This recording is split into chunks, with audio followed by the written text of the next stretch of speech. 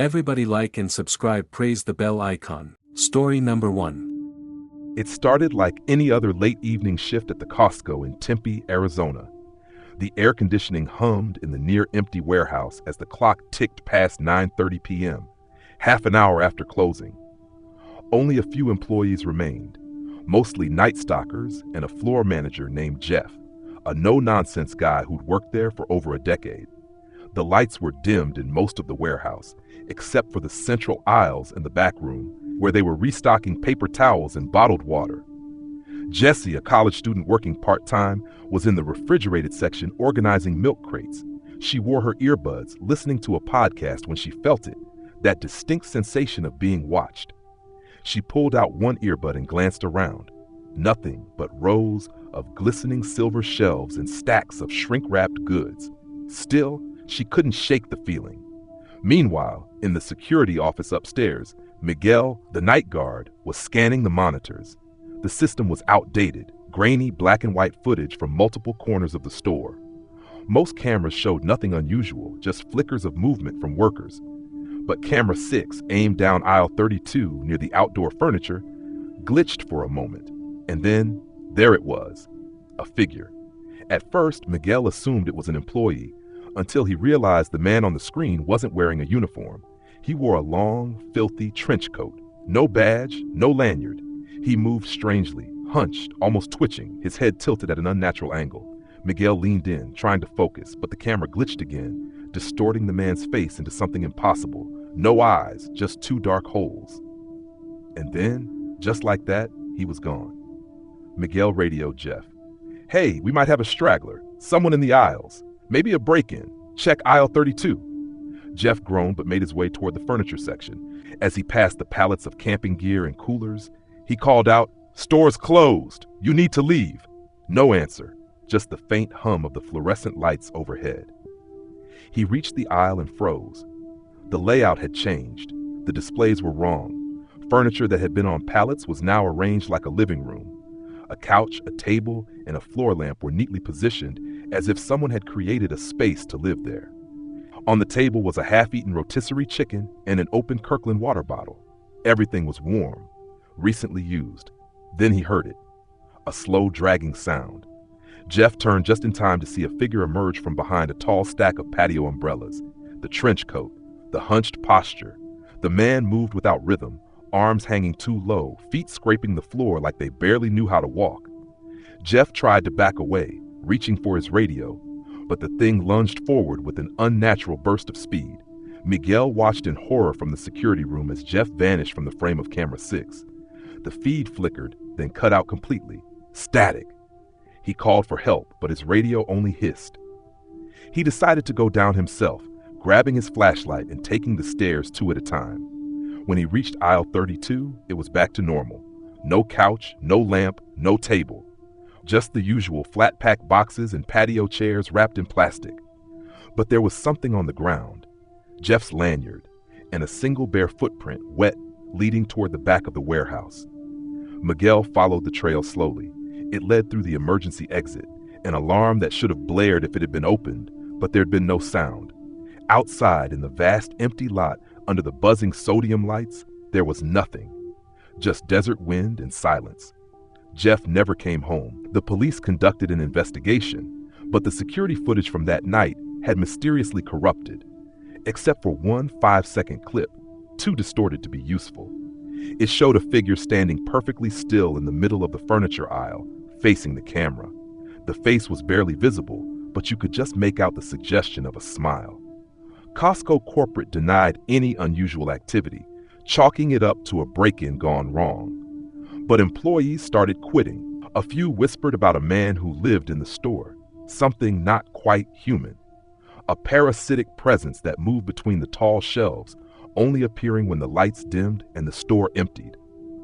Others believed it was something older, something that had taken root in the space between shifts, between closing time and morning, feeding on whoever was unlucky enough to linger too long. Now, every night before closing, employees make sure to loudly announce the time and sweep the store twice. Not for customers, for him. Story number 2. Late one night, just before closing time at a sprawling Costco on the outskirts of a quiet town, something went terribly wrong. The fluorescent lights flickered sporadically, casting strange shadows over the towering shelves stocked with bulk goods. It had been a slow day, almost eerily so, with very few customers wandering the aisles.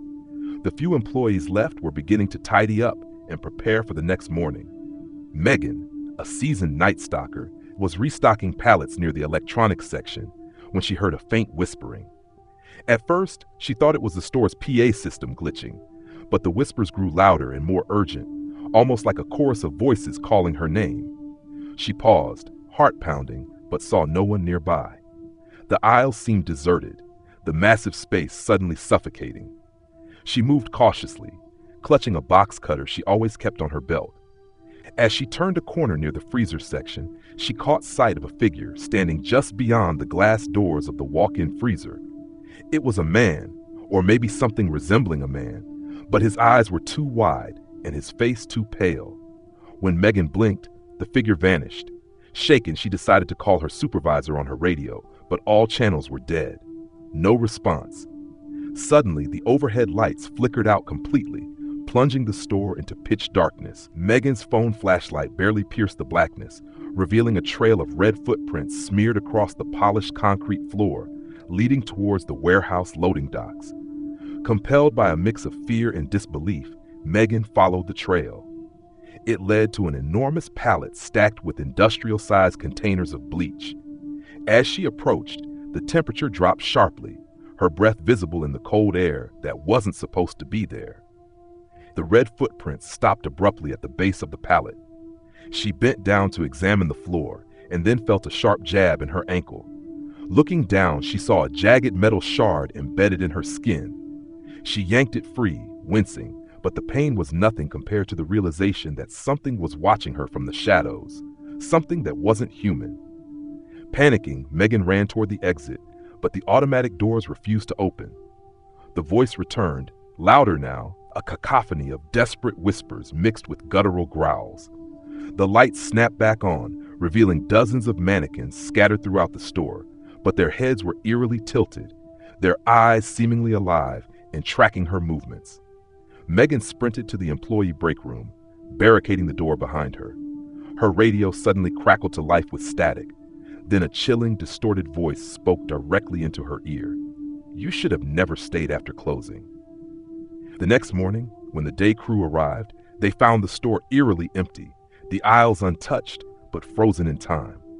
Megan was gone. The only trace left behind was the faint smell of bleach and a single blood-stained employee badge lying near the freezer door, its photo scratched out, face obscured, as if erased by something that should never be remembered. From that day forward, employees whispered of the Costco that never closes, where at night the shadows moved, and the dead eyes of mannequins watched those who dared to stay too late. Some say Megan still roams the aisles, trapped in a nightmare between worlds, forever calling out for help that will never come. Story number 3. It was an ordinary Friday night at a sprawling Costco in a quiet suburban town, the kind of place where locals ran their last-minute errands before the weekend. The fluorescent lights buzzed softly overhead, casting a sterile glow over endless aisles stacked high with bulk goods. Few shoppers remained as the store prepared to close, and the night crew began their routine, sweeping floors, restocking shelves, and closing down checkout lanes one by one. Among the employees was Mia, a young woman working her late shift in electronics. She was used to the eerie quiet that settled after closing announcements, but tonight something felt off. As she organized box TVs, she noticed an unusual chill in the air, a cold that seemed to seep deep into her bones despite the store's climate control. A few aisles over, her coworker Jake was loading pallets with canned goods. He caught her eye and gave a tired smile, but Mia could see the unease in his gaze. They both had heard rumors about this particular Costco, strange noises, flickering lights, and items mysteriously moved or missing after closing hours. Most shrugged it off as pranks or exhaustion, but tonight, the unsettling story seemed alive. Minutes later, the overhead PA crackled, the voice announcing the store's imminent closure sounding distorted and far away. The lights flickered again, and for a brief moment, the entire store was plunged into darkness. When power returned, Mia noticed something chilling. The giant warehouse had become unnervingly empty. No carts, no pallets, no customers. But more disturbingly, the massive glass entrance doors, which should have been locked, were wide open. She radioed Jake, but only static answered. Calling for the manager yielded silence. Heart pounding, Mia started walking toward the exit, but the aisles seemed to stretch endlessly. Each turn leading to more identical shelves filled with bulk products. The usual clear signage had changed, now spelling out cryptic messages in the flashing neon of frozen food freezers. Stay, watch, don't leave. A low murmur rose from the PA system, unintelligible at first but growing louder, like whispers threading through the speakers. She tried to move faster, but her footsteps echoed unnaturally, as if the building itself was swallowing sound. The refrigerated aisles began to frost over, the cold intensifying, and Mia could swear she saw shadowy figures flicker just out of the corner of her eye. Tall shapes lurking behind the pallet stacks, disappearing whenever she looked directly. Frantically, she sprinted to the employee break room, hoping to find Jake or others. The door was ajar, and inside, the fluorescent lights blinked erratically.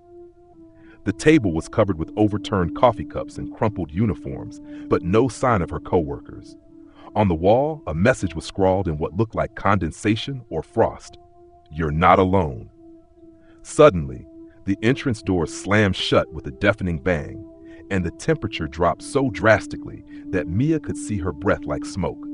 The whispers turned into chilling laughter, echoing through the cavernous space. Panic surged through her, but the exit was nowhere in sight now, only aisles that seemed to warp and twist into a labyrinth with no end. Her phone flickered to life with a notification, a security camera feed showing herself, standing frozen in place in the middle of aisle 12, while behind her, a shadowy figure loomed, featureless but distinctly humanoid. She spun around, but the aisle was empty. When she looked back down at the phone, the feed showed something new. Dozens of shadowy figures surrounding her, their empty eyes glowing faintly. Mia dropped the phone and ran blindly through the endless aisles, the murmurs rising to a maddening crescendo. Just as exhaustion overtook her, she tripped and fell, hitting her head on the cold concrete. Darkness claimed her. The next morning, the morning crew arrived to find the store's front doors unlocked and all the lights on. The security footage from overnight was wiped clean, every single camera feed missing or corrupted. There was no sign of Mia or Jake anywhere in the building, and none of the employees who worked the previous night ever returned their calls.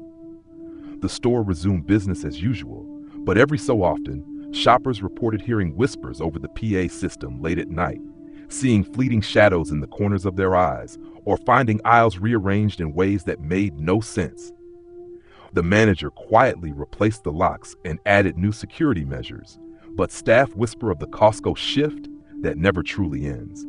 Some say if you're alone after closing, the store's aisles stretch into a void, and whatever lurks in those shadows is waiting to make sure you never leave.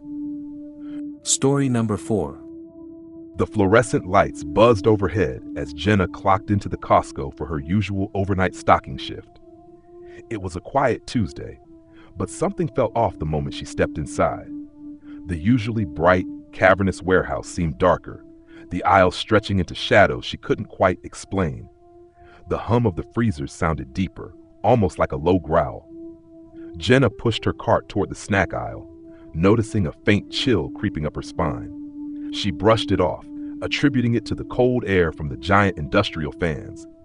But then a distant thud echoed somewhere in the warehouse. Not the usual clatter of boxes or carts, but a heavy, deliberate knock. She paused, listening. The sound came again, soft, slow, like footsteps dragging across the concrete floor. She told herself it was a late employee or maybe the security guard doing his rounds, but her gut twisted into knots.